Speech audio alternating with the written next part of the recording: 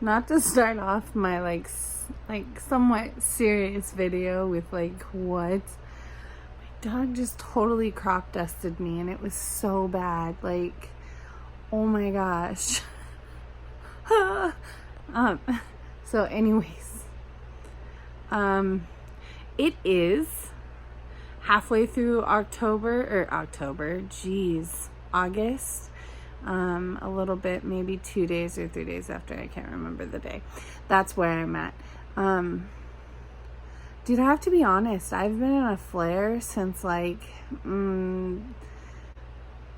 July, maybe 10th, I feel is when I really started to flare up. It was right after acupuncture, and only reason I'm blaming this is because I noticed an immediate like sense of relief after I got acupuncture done.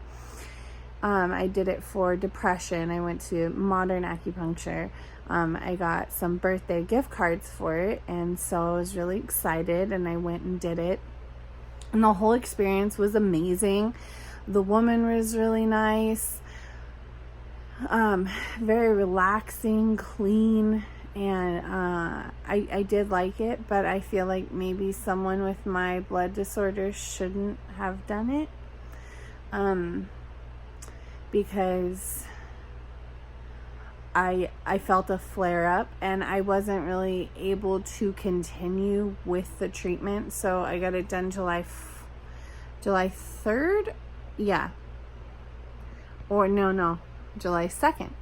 And because the 4th of July was coming, so she said, make sure you're doing them back to back, 5 treatments, and they're kind of expensive, y'all. So I had 2 gift cards, right? So I just used one. I was like, okay, I have another one. I'll come back after the 4th of July. And she's like, okay, but the 5th is okay. Now that I have my phone situated a little better. So July 2nd, I went in. They said, don't go past 2 days. You need to have 5 treatments in a row. I had one paid for. It was a lot of money. And so I kind of got discouraged, almost like, well, and then I almost immediately started getting extreme fatigue again. And I had already been doing meditation and breath work and all that great stuff. So, which really changed my life. But, what was I saying? Anyways, I didn't go back. So the 4th of July came, the 5th came. It was just like one thing after the other, reasons why I couldn't make it. And so I didn't end up going. And like a few days after not fully participating, I felt immediately so when I get a flare, a weird stuff happens. Like my gums feel like they're really swollen and there's like a lot of pressure and like almost warm, and that's the Sjogren's.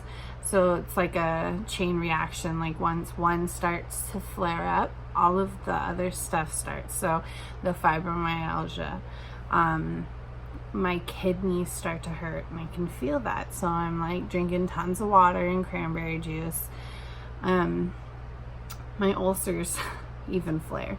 The APS, what that does, it makes me extremely cold and uncomfortable. My bones almost hurt. And no, APS is not like contagious or anything, but it's sticky blood syndrome, so my blood likes to clot on its own. I have had a pulmonary embolism, and I have lupus as well. So along with that, my lupus, if I get stressed at all, my body attacks me through my skin. So if I'm out in the heat, even if it's in the shade, just the heat, I get really, really sick, almost like heat stroke sick. My skin does this weird, like, blotchy rash all the way down. So I wear a lot of shawls and a lot of, even in the summer, but I have sensitive skin, so a lot of the sun, tan lotion and stuff is kind of harsh and oily, and I'm a hot mess. But anyways, I almost immediately started feeling the signs, and here we are, August, and I still have not come back from the flare. You know, I was trying to do like my clean eating, which I still am, but you know, when you get lazy and depressed and you start, you know, not caring and taking care of yourself very well, I mean, obviously I'm functioning, but it's easy to fall into a pattern. And I stopped doing my meditation as much, and I can feel this in just my agitation and my stress levels. Meditation has changed my life, and I stand by that like 110%, and I've tried it multiple times and failed, but this time it was like I needed this. And once I was able to come to like peaceful and still inside my mind and my body, amazing. But anyways, flares are freaking rough. I feel so fatigued. Like honestly, like standing up, just going to the bathroom feels like when you get out of a pool.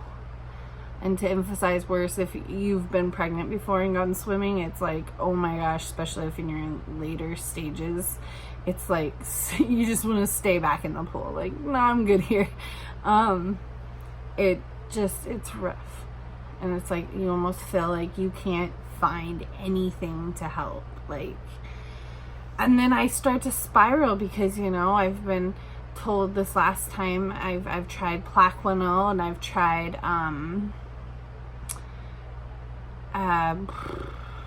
gabapentin, amitriptyline, I don't think I'm saying that right. And I just have too many issues that kind of like, oh, well, I can't take this because of that, and I can't take like ibuprofen because of the blood thinners, and I have a fatty liver from the chronic illness, so I can't take Tylenol. And I've lost my gallbladder and my lady parts, so there's like a lot of things that I've like tried to relieve symptoms, and they've all failed in some sort of way, you know, and I can touch base with those at another time if you want me to.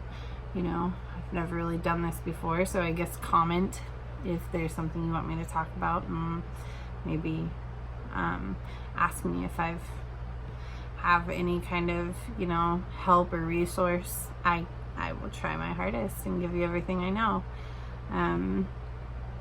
But I'm a big self-advocate. Listen to your body, you know you. But they wanted me to try a chemotherapy, and it scared the hell out of me.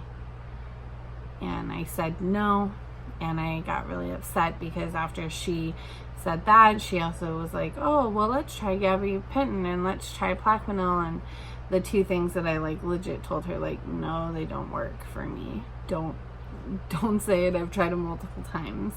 And then she messaged me back, was like, did you even read my case? Like, stand up for yourself and speak. Like, don't be a dick, but you need to like really push. So and we got into a big argument. She did, you know, she apologized and I apologized, and, you know, because it's really scary, you know, and I've almost died before multiple times, so it's like you have to be careful. But with that being said, she said, you know, chemotherapy. Well, don't really have a first like round really trusting you, so I'm gonna try to do this through diet. Now I've been trying to get into a nutritionalist because my doctor's system, whatever you want to call them, needs to get it together. But hopefully by next month I will be with a nutritionalist who can work with me, and I want to do this fully holistically. Obviously I will always be on a blood thinner, Coumadin. I am never going to say get off of your medication. I am not a professional, but this is just my journey, and I use my head too, you know, because I do have 3 little boys that, you know, look up to me. My mother, she's amazing, an angel. And then I have my fiance who has my back, and he's just awesome. So, you know, I have a good tribe of friends and support system, you know, and there's others who don't understand, and that's fine. You know, I still love you, but, you know, I am fighting disability. It's my 2nd round. I was denied once, so I'm now with a lawyer, so I can talk more about that if you have questions. Anyways, but, yeah, just flares suck. It's like, I don't know. Sometimes they get you down, but just like always remember to just keep going no matter how hard it feels, because there's always somebody out there who gets it too, and you're not alone. You're just not. So, you know, if you ever feel that down, like, please talk to somebody. There's so much resource. But yeah, this is just me ranting and venting and just, you know, doing things half. I did laundry, like, it's all clean, but I just, like, threw it out. So now they're not going to be, like, wrinkled, but they're not necessarily folded and put away. So it's like, I find a happy medium in between. Like the kitchen, you know, instead of maybe mopping, you know, once a week, I just, you know, sweep a lot. But, you know, I have amazing family that helps clean, and we do this all together. So, but yeah, I hope you all have a great day. Thank you for watching if you did, and I hope you keep watching and that I help somebody today.